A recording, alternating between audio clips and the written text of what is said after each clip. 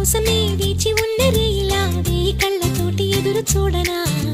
వానజల్లు కోసమే వేచి ఉన్న పైరులా గంపెడంత ఆశతోటి చూడనా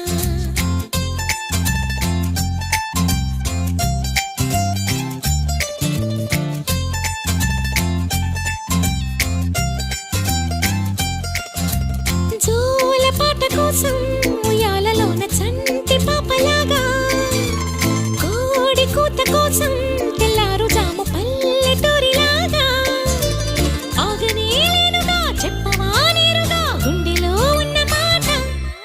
ఏ ఒకటి రెండు మూడు అంటూ అరే ఒక్కో క్షణాన్ని నేను